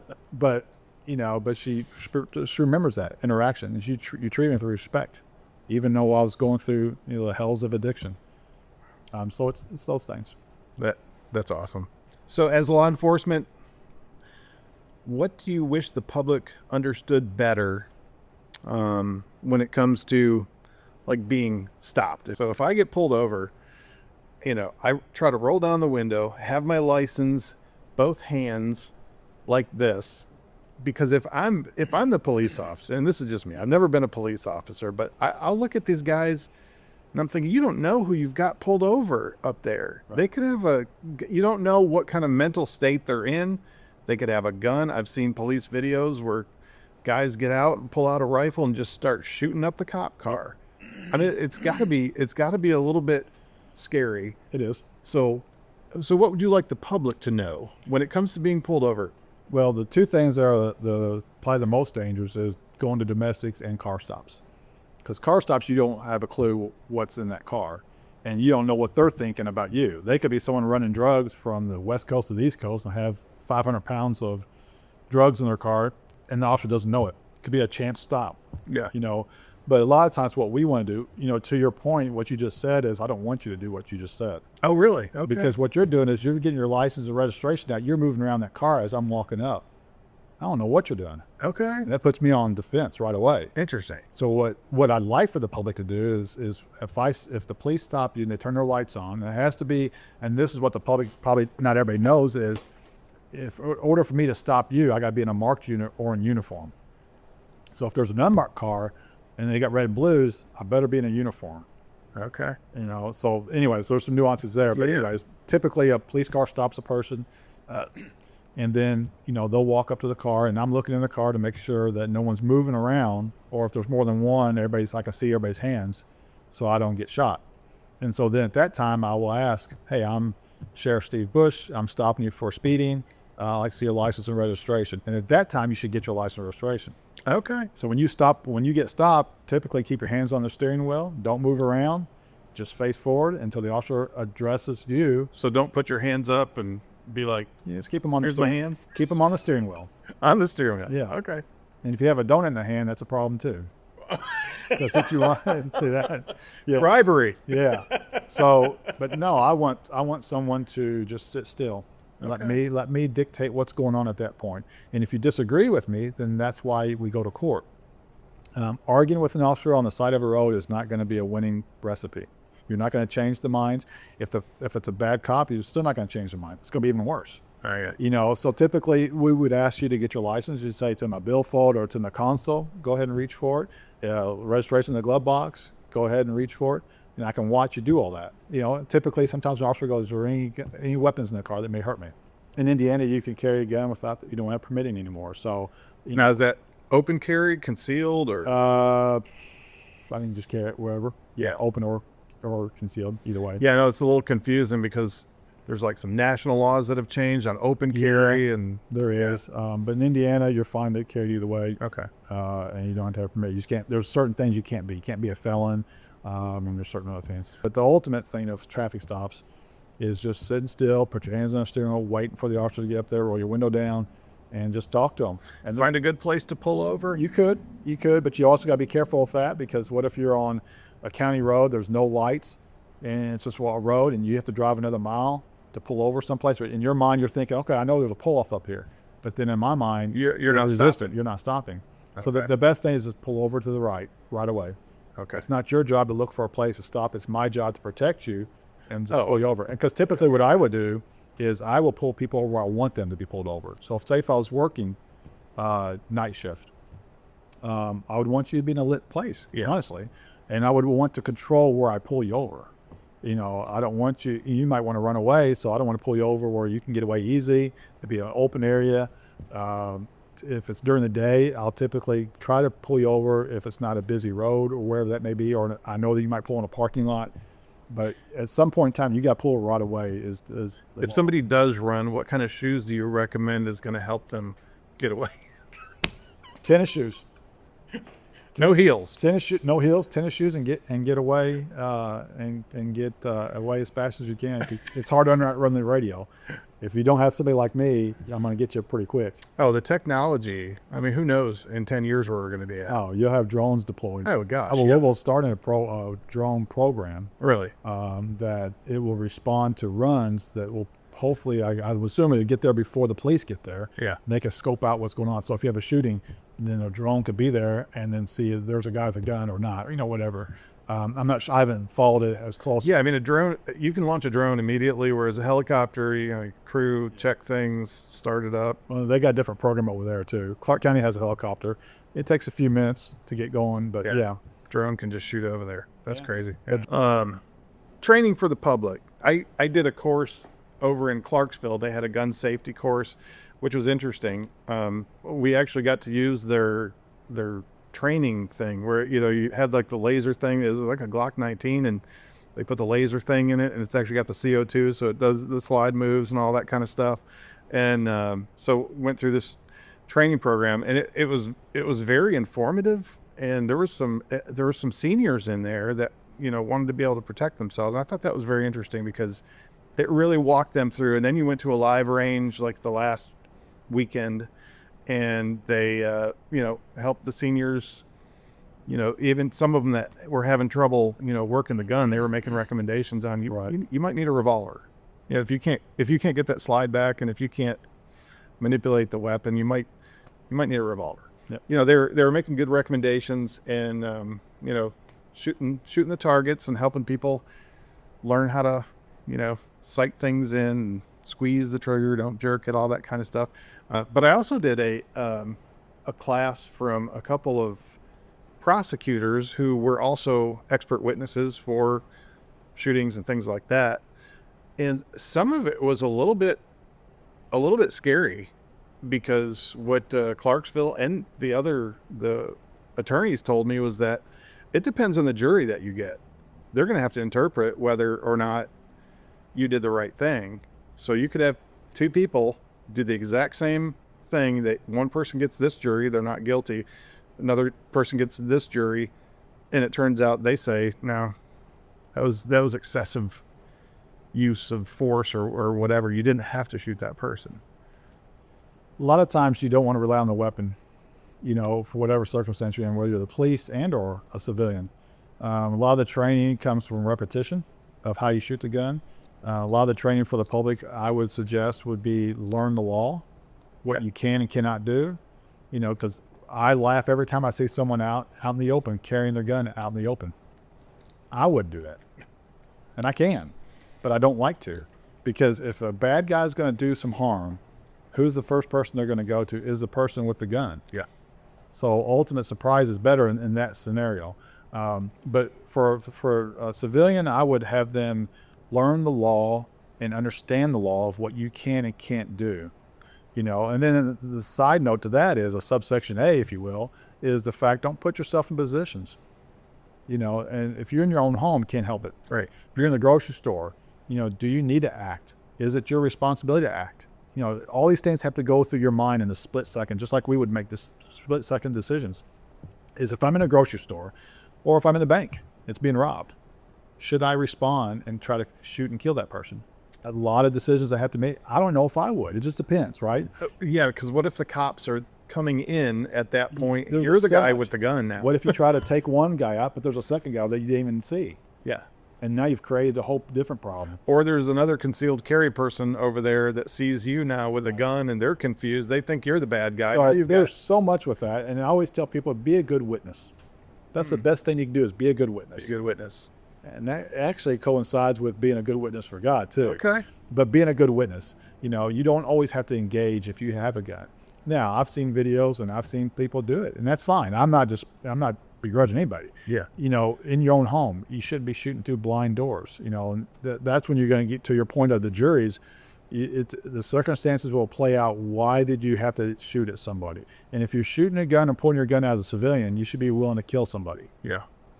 And you know, and what happens is people get involved in fights. They get all fired up, emotional. They get their gun, they shoot people. Yeah.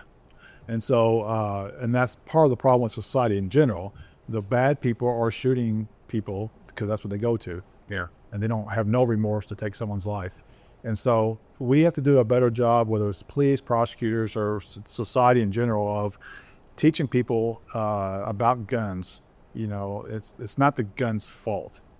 Yeah. And I know it's a hot topic, but to me, it's not the gun's fault. Yeah. It's the people that are holding these guns. Now, could we have better laws and training? Absolutely. You know, I don't see why that can be looked at. Be open-minded to it. But, you know, we do have a Constitution. We do have the ability to carry. And the Constitution is a strong fabric of our history. It's such a fine line, though. But it is a fine line. And so if it's, you know, my wife is out somewhere and somebody comes in doing something violent, I would love that somebody is there to do something to stop that person.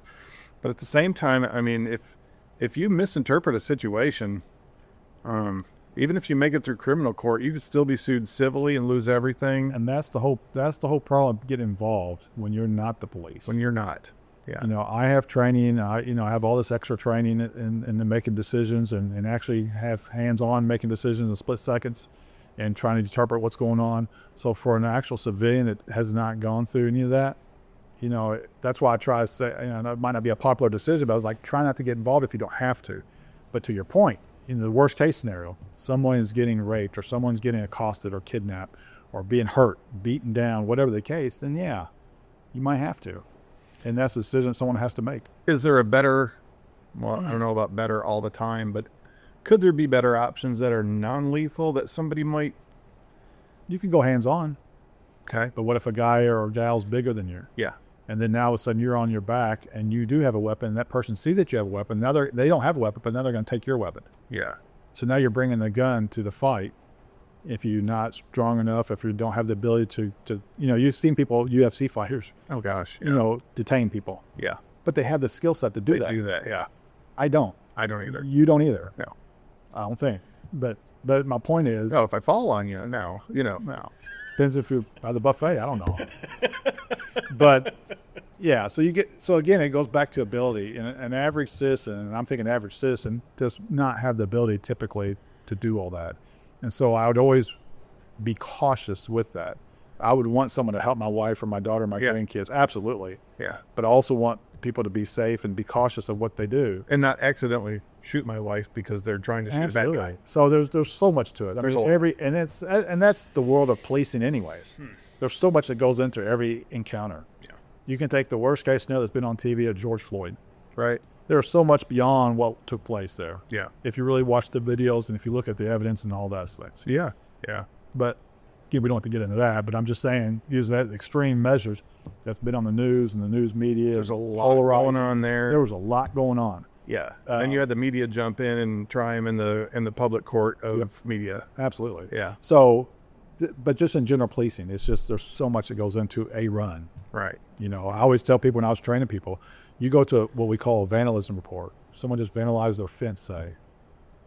Always go prepared that something's going to happen to you, even on that. Yeah, yeah. Don't be Might be a dog. It could be, you don't know, well, right? Dogs are bad too, right? When it comes down to going, because I'm always going to someone else's home, that has pets and all that. I've gotten bit, a few times. Have you? Okay. I got bit campaigning. They make fun of me because it's a small dog, but those are the worst. They're the ones that be yappers. But so policing is just different, and that's why I wanted to be in it. It's a different day to day, and it surely is. But there's so much into decision making when you go to a run. And I always said, when you turn a corner and you're just driving, patrolling, you turn the corner, something could be happening right around that corner. You just never know. Yeah. It could really change the trajectory of your life, someone else's life, or whatever the case may be. Wow. So much to it. And a lot of I was told when I was first hired on that you have probably more power than the President of the United States. I have the ability to take someone's life. Yeah. I have the ability to take someone's freedom. Yeah. That's a lot of power. Yeah. And so and a lot goes in with that. Oh yeah. And that's why I feel like I've been very successful, because I've treated people with grace, respect. I've arrested a lot of people, but I've also treated them with grace and respect in terms of how we do things. Yeah. So I think it makes a difference. That's awesome. All right, we're getting close to the end here. I don't want to take up your whole day. I know you've got probably more to do today than sit here with me and talk about buffets and Gummy bears and so as a sheriff with a cushy job, you don't get criticism, there's no liability or misunderstandings. What's your biggest challenges, and what do you hope to accomplish during your time as sheriff? cushy job. That's interesting words. It's not even close. I know. I'm sure you have to deal with a whole... You know, what's interesting is, what are the goals and things that you want to accomplish? And quite frankly, I made a post today because we had those 2 guys graduate and got their diplomas for GD. And it really points down to that, is planting seeds and changing lives. And I don't want to be as simplistic as that, but it really is. Because I can sit here and give you a list of, well, we want to add officers, correctional officers, dispatchers. We want to add a few more cars. We want to have this program in place. We want to do this, this, and that. I could probably come up with a list of litany, and I don't really have one, I'll be honest. I mean, I have ideas. Right. But my point of your question is the fact that I'm in a position, so Indiana sheriff is 2-term limit. So I run for 4 years. I'm up for re-election next year, and if I win, that's another 4 years. So I got 8 years. I got a small window to change lives. And I think that's my purpose. I came in, I had some ideas, I wanted to do this or this or that. First 6 months, I've accomplished everything I campaigned on in terms of politically speaking. And then now what? So now we run day to day and what the different things we do, and how can we change some things to modify? How can we help the police on the street? How can we help corrections and dispatch? You always got to think of in those terms. But at the end of the day, to your question, is my goal is I have a short window, 8 years is my plan to make a difference. And God has me in a position to change lives and to plant seeds. That's beautiful. I had a friend in Alabama who was a detective. We were in a conversation one day, and he was wrestling with his faith at that point. It was probably 25 years or better ago.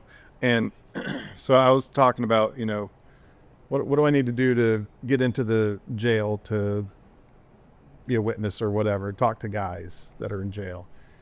And so we were in this conversation. He kind of mentioned that, kind of chided me a little bit on the jailhouse religion. He says, yeah, I see it all the time. Jailhouse religion. I kind of went away with some, feeling like I don't like that. I didn't like hearing that spiritually, but it made me think, and I'm like, yeah, I get it. You get, your life falls apart, whatever. It doesn't even have to involve going to jail. It could just be in my own personal life. I'm there too. I've had my jailhouse religion because things fell apart in my life and I'm crying out to God. It doesn't mean it's not valuable. Right. It doesn't mean it's not real.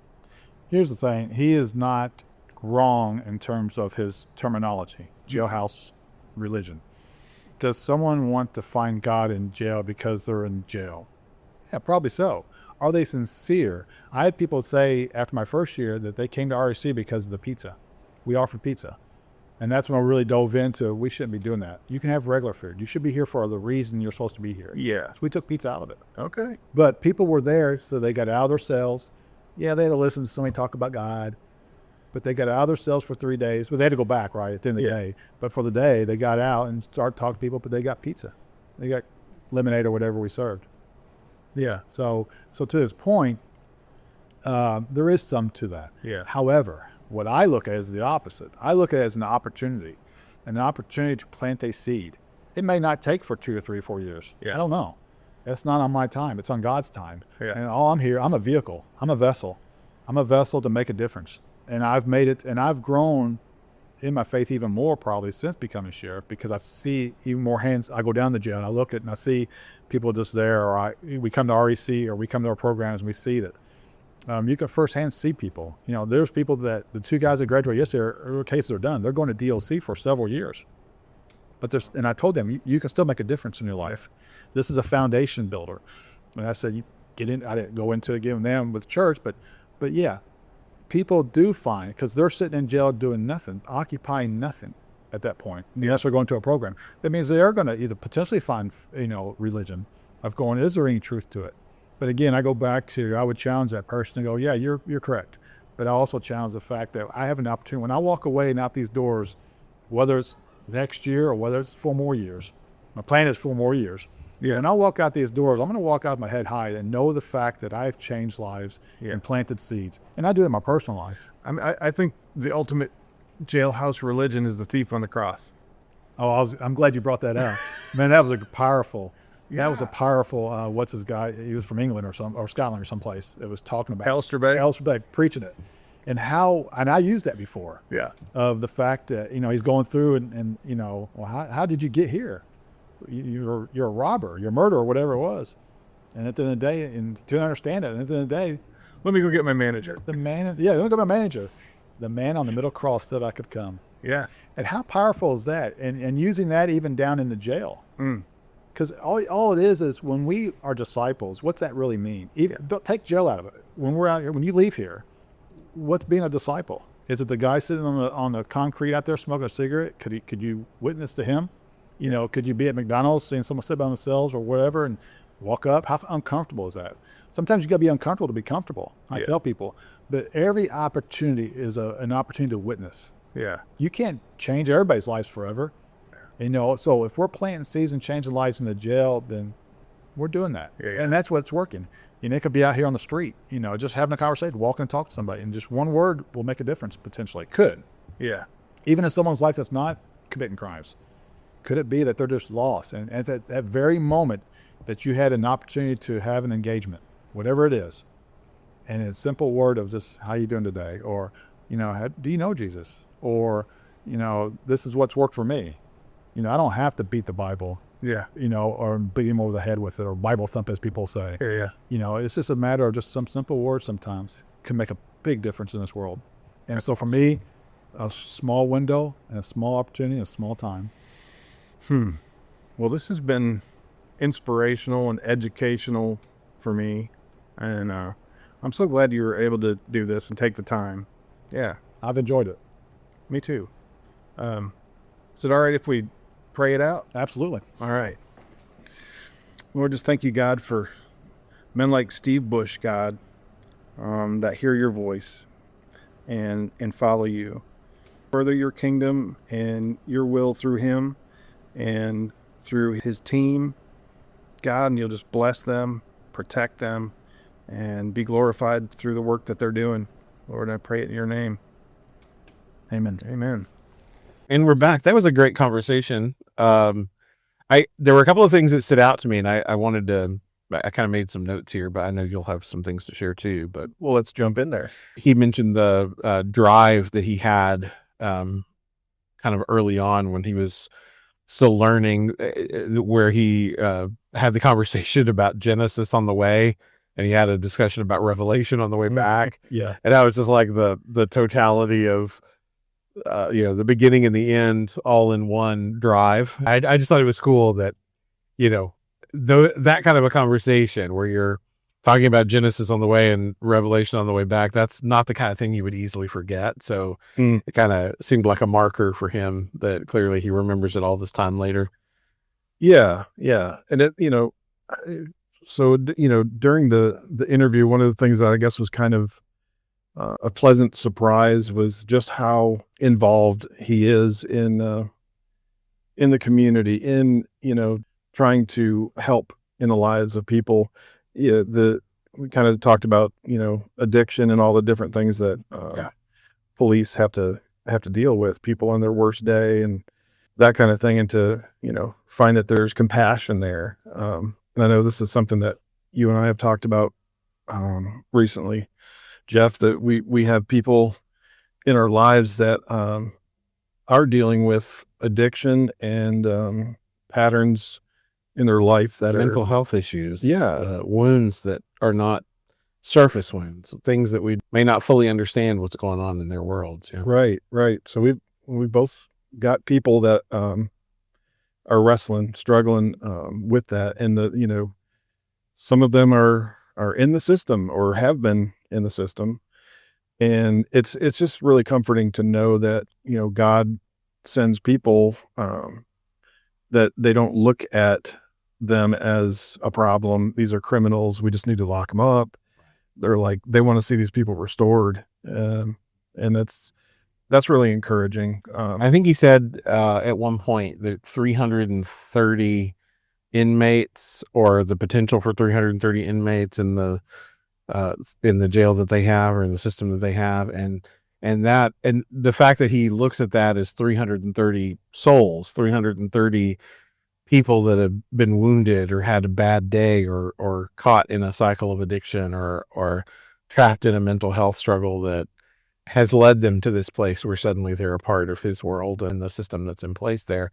That just seeing them as souls, and not, like you said, not as a problem, not as trouble. And he did say, and you've already quoted it, that he said that you're seeing people on their worst day. I understand that people have had bad interactions, and they, or they've seen people acting out, or, maybe they don't have someone in their life that struggles with a mental health issue. Although I find that hard to believe these days, because I feel like we're struggling with so many more now. But sometimes people don't have a background, and so it's hard for them to be compassionate. I've always thought it would be, I'm not cut out for law enforcement, because I think I would become really callous to the fact that I'm dealing with real human souls, and people that, while they may be broken and they may have fallen into some bad habits or some bad places, that they're still people made in the image of God, and people that Christ died for. I think I'm the kind of person that with repetition could become hardened to that. I think some people God is wired uniquely for those kinds of roles, where he can interact with those 330 souls and see them as people that Christ died for, and people that need help, and that need kindness and compassion and a little bit of grace and mercy. So that I thought was really interesting. And like you said, the number of interactions that they have that are centered around mental illness or addiction, how prevalent those things are in our society. And, even addiction, we think of addiction, or whether it's alcohol or drugs or whatever, as its own thing. But a lot of times addiction is tied to people self-medicating for a mental health issue that maybe was undiagnosed or something. And that's how they get relief from that mental health thing. So when I worked in education, we would have kids that had bipolar disorder, or anything else in that sort of behavioral area where they had a mental health struggle that maybe they were taking medication for, but that medication had side effects that they didn't like. And so they would get off of the medication and either get themselves in trouble, or they would want to self-medicate with other things. And those things would then become a problem in and of themselves. So, it's not surprising to me that in today's society that's sort of the central component to a lot of arrests and a lot of time that people spend in jail.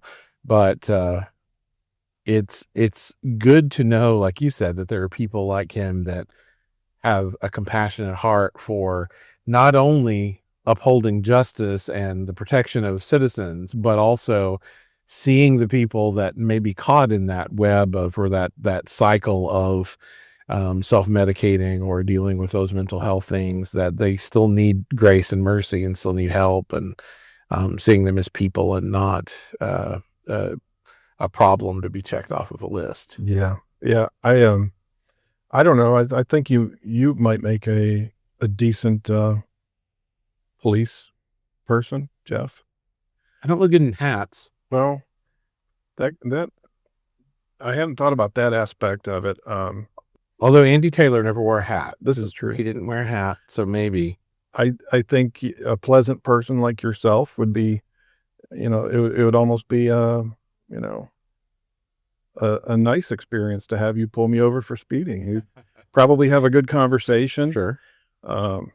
I think I would be a good police officer in some aspects. Well, I think if you'd like, if you think it'll be a benefit to you, I can just randomly pull you over sometimes, just so we can have a good chat.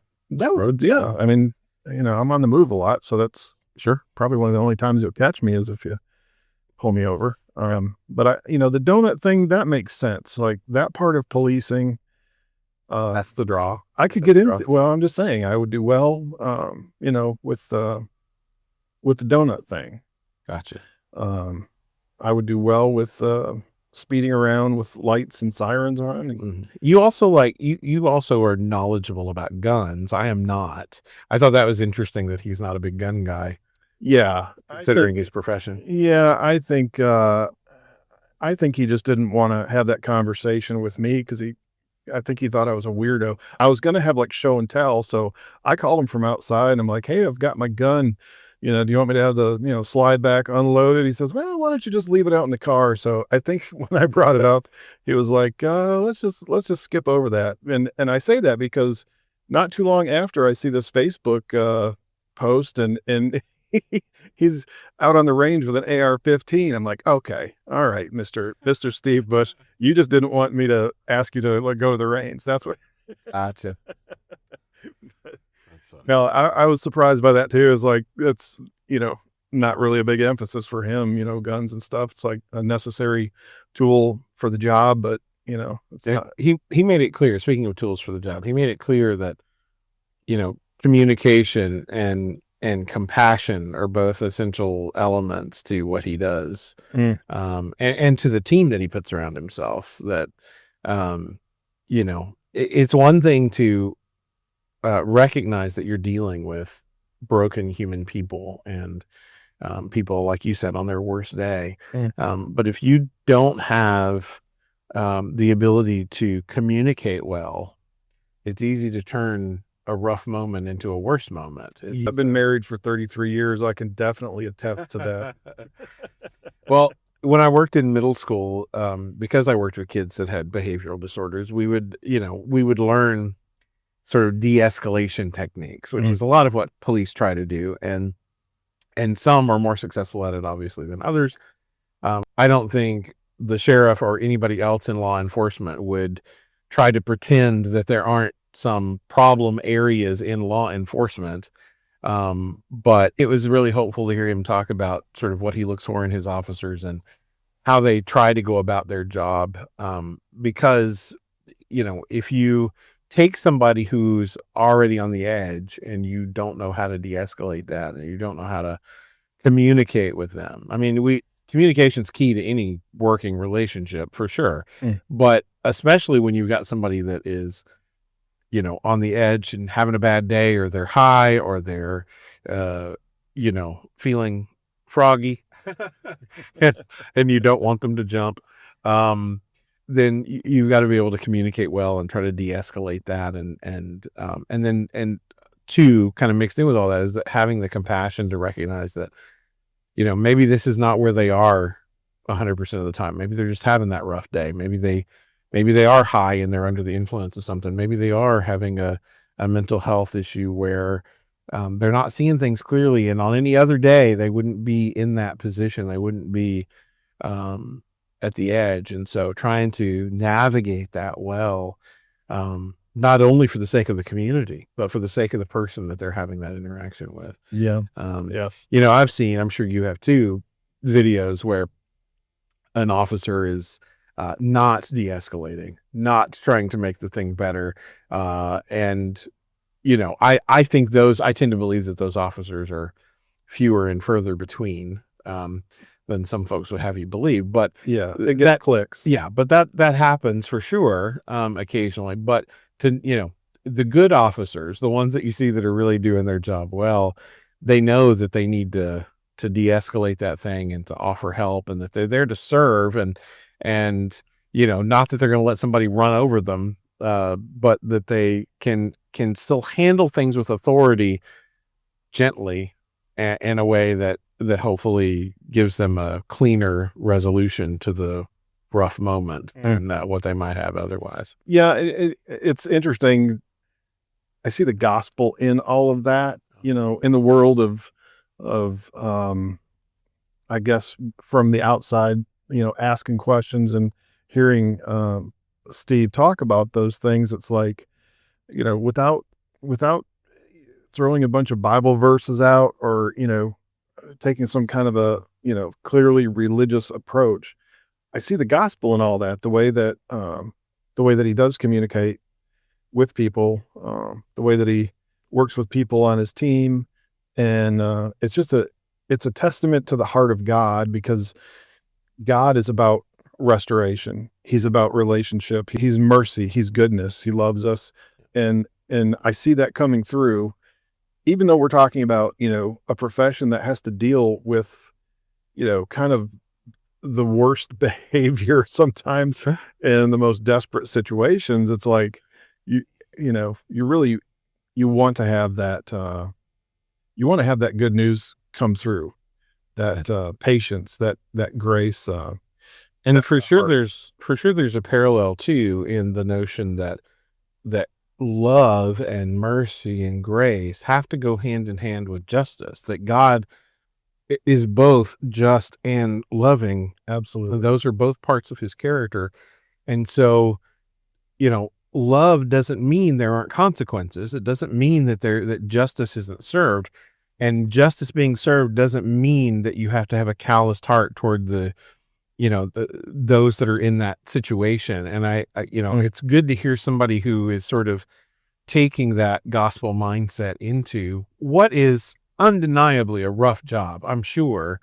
I don't know. I couldn't do it, but it's good to know that there are men of character that can do it. Absolutely. Yeah, no, I'm not wired for it either. I'm with you. I think if I tried to fill those shoes, I would quickly become annoyed and calloused, and finding it really difficult to deal with the nonsense day after day. It would be hard to keep those things in balance to where you still see the person and have compassion and patience with them, even as they are. I don't know. It's just some parallels there to being a missionary. In some cases, you go to some of the worst places, deal with some of the worst behaviors towards you, people that hate you. There's places you go as a missionary where you're kind of not welcome, and you're doing your best to bring this good news. And it's like, I think in some ways police face a little bit of that. Like, I don't think anybody sees the lights behind them and the siren come on and go, "Oh, I get to talk to a police officer, so this is going to be fun." Yeah. It's like, oh my goodness, So yeah, it's I love the fact that those guys are out there. Yeah, absolutely. I hear people talk about, we need to defund the police and all that kind of stuff. It's like, gosh, do people even understand what you're saying? I mean, do you know what anarchy looks like when there is nobody to call? I mean, the cities that have defunded, I think. Oh, you said defund. I thought you said defund. I was like, why would we take their fun away? Let them enjoy their work. Exactly. Let them have some fun. But yeah, it's like these are the guys you call when something's desperate. And I've called the police, mostly for real things, not just pranking. But just let's note that he said not just. But there was a night where, we kind of live out in the country, and there was a night where 2 a.m, somebody's knocking on my door, and I see this guy standing there is looking kind of rough, and he's obviously been drinking and, holding a human head. Yeah, that was a giveaway right there. Yeah. Like, I think no. Sure sign of trouble. Yeah. But it was kind of cold out. He just short sleeve t-shirt thing going on. And so I opened the door, and, the inside door, and, I'm like, dude, I've got my family in here. I can't let you in. Oh, you call somebody for me. And, it was a bad number. And, being the protector of my family, and, at that time I was between guns. I didn't have anything in the house. So, no way of protecting against somebody who was armed. Hold out the claymore. Yeah, I had to use the grenade, but now, I had this fear, like, what if he's not the only one? What if there's somebody going around to the back door? Sure. All these things kind of raced through my head. And so, I called the police and said, "Hey, I got a guy out here." And it was so comforting to know that there was somebody to call. Yeah. For something that potentially I wasn't going to be able to handle. Sure. Absolutely. I gave the guy a sweatshirt. So yeah, he was going to wait out there. Then he decided to walk down the road, and I called the police a bit later, and they, let me know that they'd picked him up and dropped him off where he needed to be. And so, but yeah, That's good. like you want to defund that? Right. Come on. Right. And here's the truth. When you're talking about something like that movement, every career path, every profession, every organization that you can involve yourself in is going to have someone who's not doing the job well. Mm. You're always going to run into messy, troubled people, no matter where you go. Mostly fast food places, people that shouldn't be in those jobs. Correct. No, but you run into that. And so you can't judge an organization by the bad apple. No. I think because of the age of social media, you can easily curate all the worst examples and make it seem like this is just how it is. It's how everything is. And I think that's kind of, it happens to me that I can look at, social media and just see political things or crime things or, just cultural things and feel overwhelmed and saddened and whatever. And then I have to reset my brain that this is a small fraction of society. It's not what's real.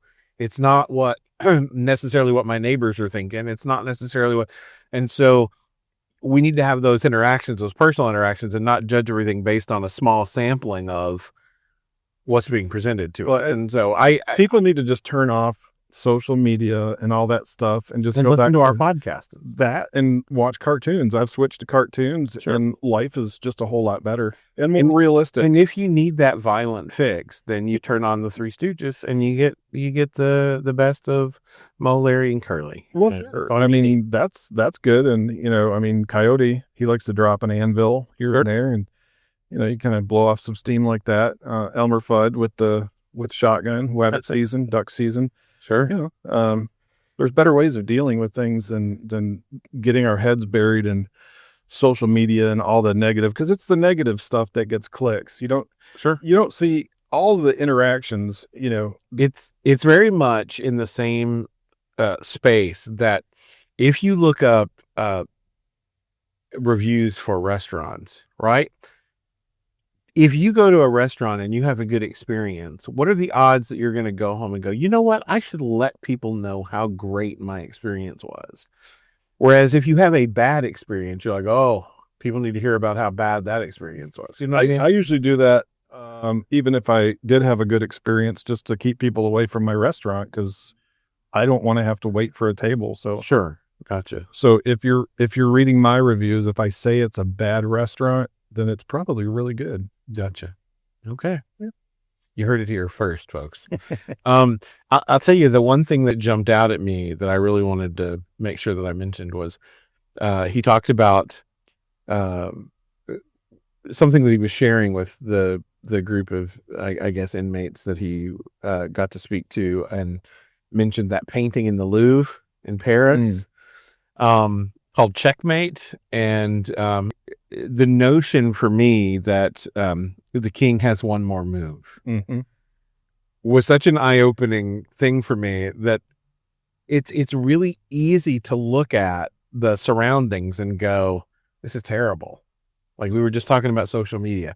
It's really easy to look at that and go, this is awful. The world is a terrible, corrupt, awful place. And to get fixated on what's bad and what's wrong, what's badong. To quote, just made a new word. To quote Kung Pao. Oh. But it's really easy to fixate on those things and to grow discouraged, right? But the notion that the king has one more move, the king isn't done. This game is not over. It can look bad. Take the disciples, day 2 after the crucifixion, the disciples they're not having a good time. They're not seeing another move. They're not, and you can say, well, Jesus told them that it wasn't going to be the end, but they had a history of not really listening very well, and misunderstanding what they did hear. If you put me in front of a chessboard, I'm going to look at it and go, how do you king me? Where are the checkers and what's with all these weird pieces? Like, I don't know chess. I don't know anything about chess. It's like my son trying to explain Dungeons and Dragons or, any other tabletop game to me that I've never played. I'm just like, it's over my play head. Uno. That's about the extent of my gaming skill. Yeah. And I cheat at that. Do you? Oh, absolutely. How do you cheat at Uno? Oh, you just grab some draw fours and slide them under your leg. And Oh, okay. the only rule we had, though, in our household as we played Uno, if you win cheating, then you have to let everybody know that you cheated. Gotcha. So it was an honest way of cheating. I'm sure nobody was upset about that. The admission after the game is over that you cheated. The kids loved it. Sure. I don't think I was teaching them a good lesson, though. I don't know if that works with the police. You think? Like, you robbed the bank, you got a bunch of money. As long as you admit that you robbed the bank, it's fine. So I don't know. I don't think I was actually teaching them a good principle there. I might need to go back and recover those issues. Possibly. Yeah. Well, I'll definitely be praying for you. Well, thanks. You're on the prayer list, man. Oh, good. Well, I think that your time with the sheriff was worthwhile. I thought it was interesting to hear his perspective on things, and just to hear that God is at work in those places, and that they're seeing.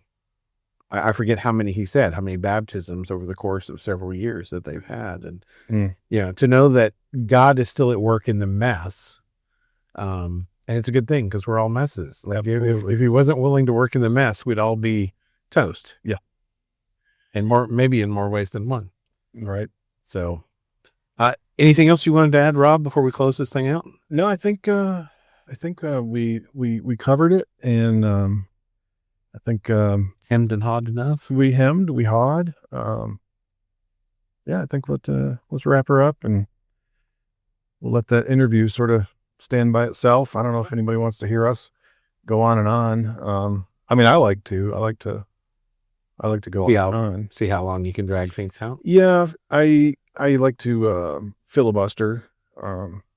Gotcha. Yeah, but Is that why when we're trying to close things down in our small group, you break out the 99 bottles of beer on the wall thing? Is that just a stalling tactic, or? Yeah. Or are you just trying to see who is a Baptist in the room and is going to cringe when you bring up beer? Well, it's both. I like to start at 1,000 bottles of beer because, that way it goes a little bit longer. And then everybody gets a fair share. I'm usually gone by the time you hit 762 bottles of beer on the wall. That's kind of my line. You're usually passed out from what I've seen. Kidding. If there's any Baptist listening, we're completely joking. Yes. We made a hard and fast rule about no alcohol at Life Group after that one time where, no, teasing. No more than 6 per. We don't overserve. No. Anyway, well, we will take a break and we will be right back with Rob's final thoughts. Oh no.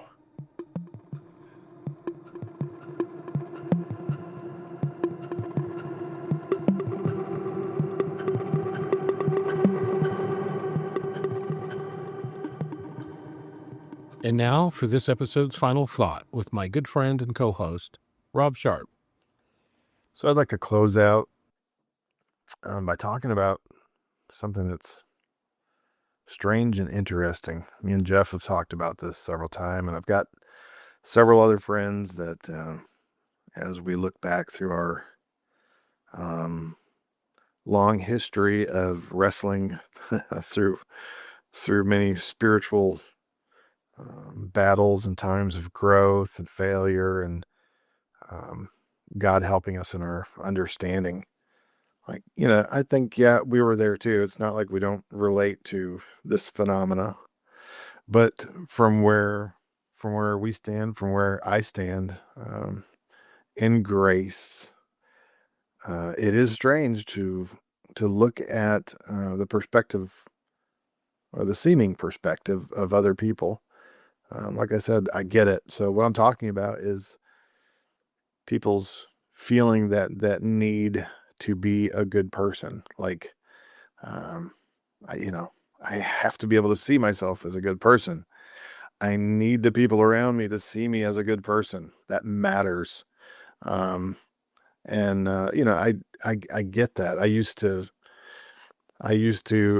have that as a huge value myself. I would say at this point in my walk with Christ and my understanding of his grace, it's really not that big of a deal. I don't really care if people don't think I'm a good person. If they think that my Christian faith makes me some kind of heretical monster taking the wrong side in history, and I don't know. There's a whole lot of stuff floating around about Christians these days, and it's like I don't care. I care what God thinks about me, and when I look in the mirror, as far as where I stand in God's goodness and his love and in his grace, like I don't need to see myself as a good person when I look in the mirror.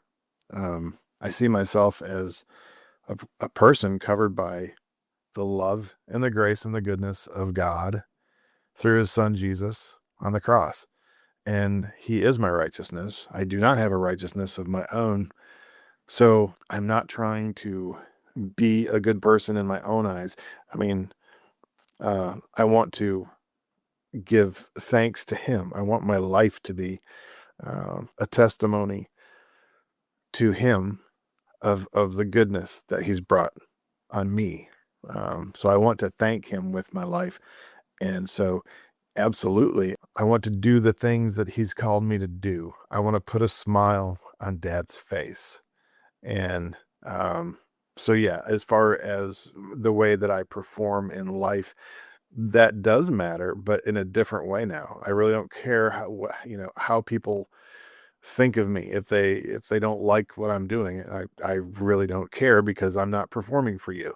And it's really not even what I think, like, I brought back stuff to God for years, and here, Lord, I brought this to you. This is the really important stuff, right? Like, I've got cats that bring things to me, dead things and whatever, and it's like, oh wow, thanks, guy.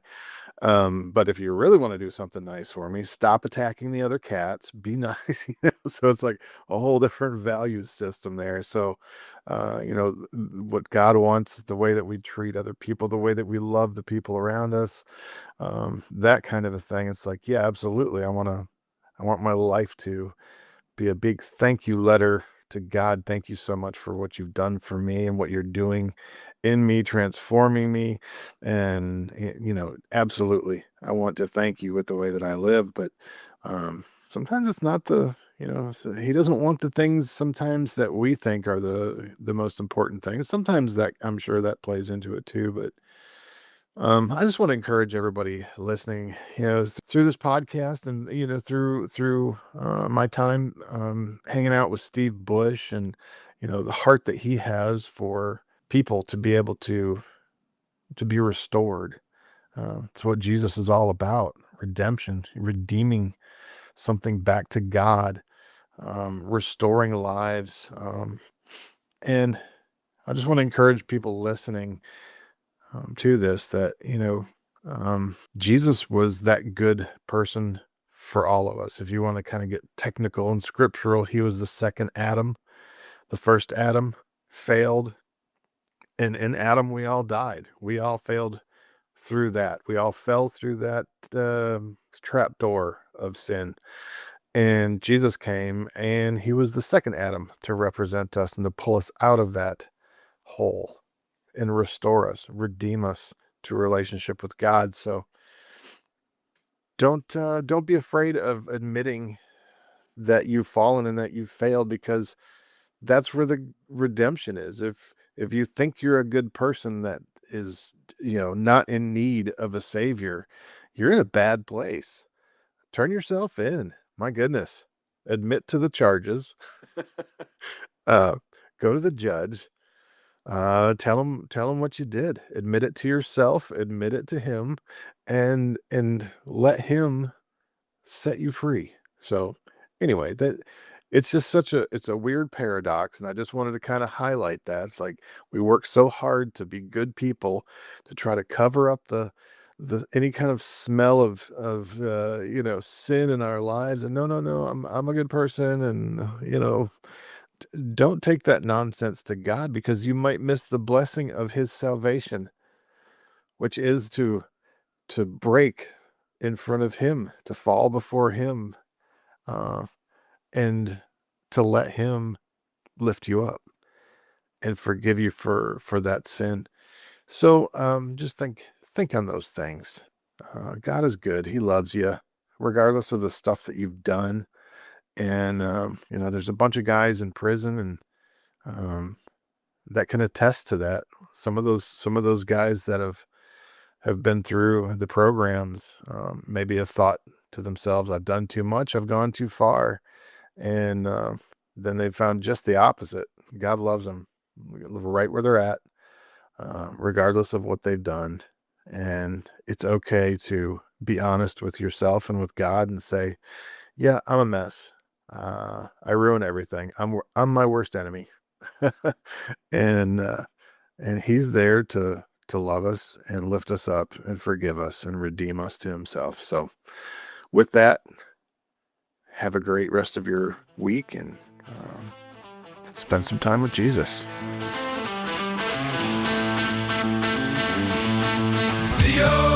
TheoDodos. TheoDodos. Rob and Jeff and guest galore. TheoDodos, sit back for more.